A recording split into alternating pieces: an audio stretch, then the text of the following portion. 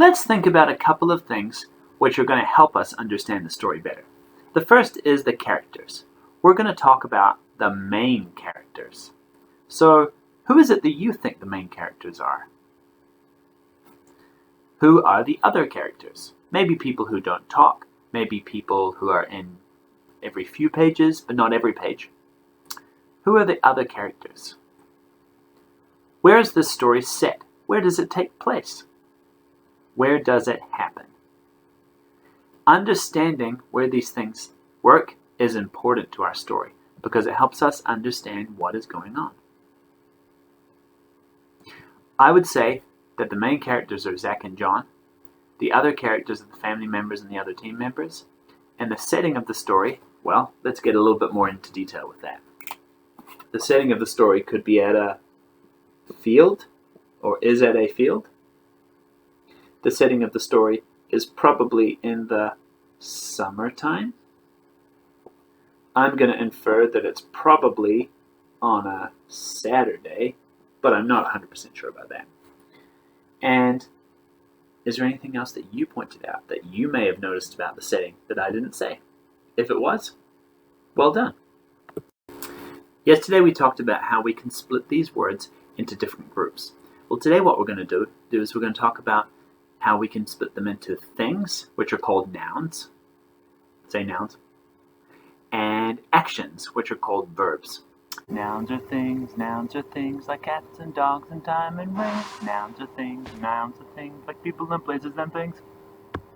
Before we start, I wonder if you could read through this list in a moment and think which ones are things that are real, like things you can see. Like it might go like this. This is a net. That's a thing. And which of these are actions, things that you can do? I can pass. So you would either say, this is a, or I can. That might be a way to work out which one is an action and which one is a thing. Now that you've given it a try, we're going to do it together. So, if it's a thing, I'm going to circle it. If it's an action, I'm going to put a square around it. So, first one. Miss. Miss is an action because you can miss something. Pass, I pass the ball. You can't net something. You can't grass something, but you can toss something. You can't John something. You can't zag something. You can't ball something, but you can zigzag. You can zip, and you can sprint. Let's try these together like this. I can miss a turn. I can pass the ball. I can toss the ball. I can zigzag. I can zip. I can sprint. Now let's split it up and let's do the nouns.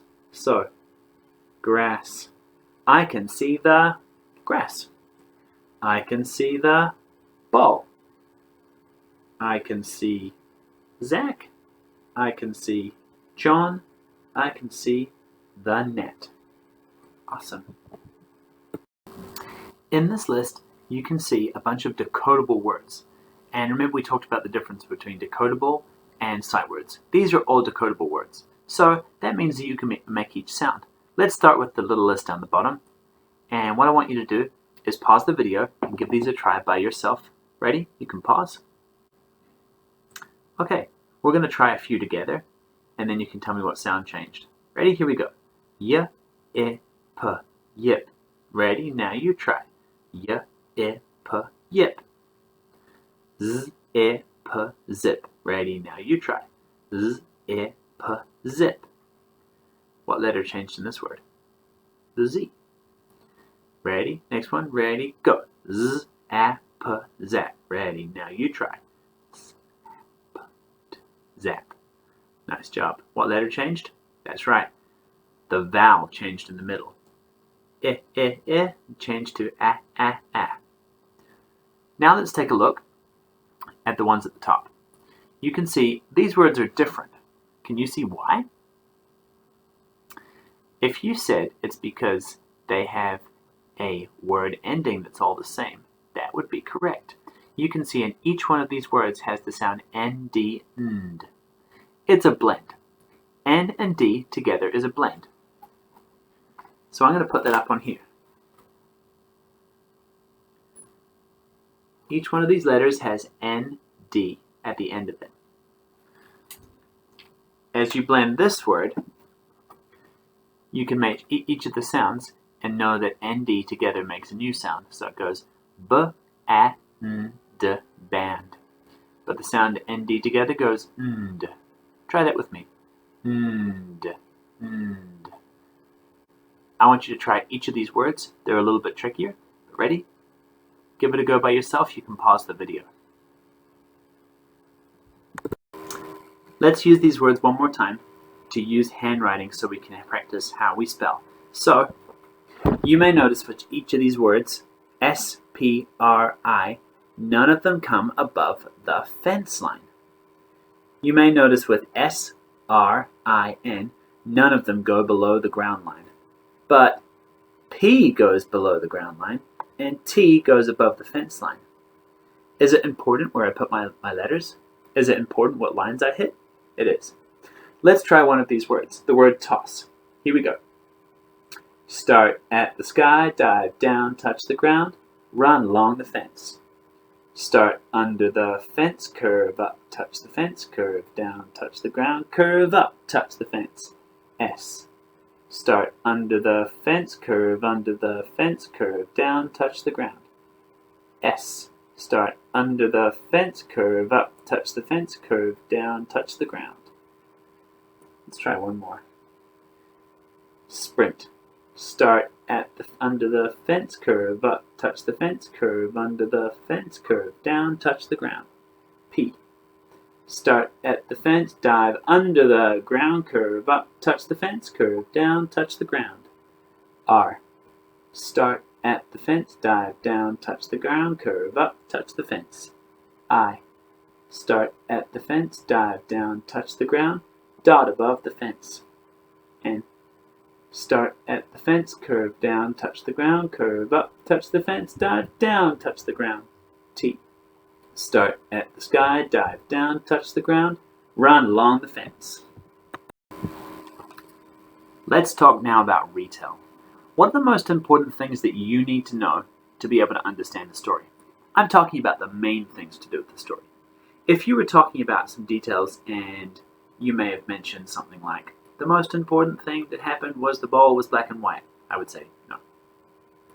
We need to pull out the main ideas about what happened in the story. So, I've got them right here, but I want you first to pause the video and give it a try to see if you can try this by yourself, using the words first, next, then, finally. So first, he passes the ball to his teammates. Next, Zach kicks the ball towards the yellow net, but he misses it.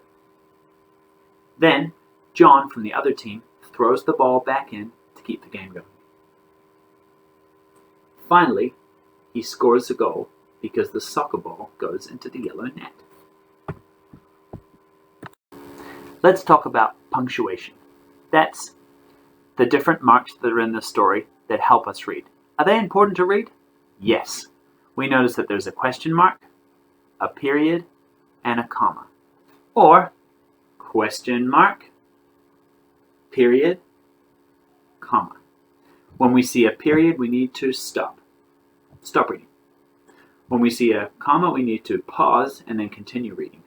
When we see a question mark, we need to use a question mark. And this one's just for fun. When we see an exclamation, we need to exclamation. Use an exclamation. So, I don't see an exclamation mark in this sentence. The first time we read it, it might sound a little bit slower, but eventually our goal is to try and make it sound fluent. So, will it go in? No, it is a miss. Let's try that with the different punctuation as you do it. Will it go in? No, it is a miss. Pay attention to the punctuation, the periods, question marks, exclamation marks, because they're important. The final thing I would say is this. What happens if I turn this into an exclamation? Does it change the sentence? It does. Listen to this. No, it is a miss! Or it is a mess! It changes the way the sentence sounds. Okay, now it's time to go and read I Like Soccer on the Flyleaf website by yourself. And as you go through the story, I want you to think about those things that we pointed out today. Happy reading!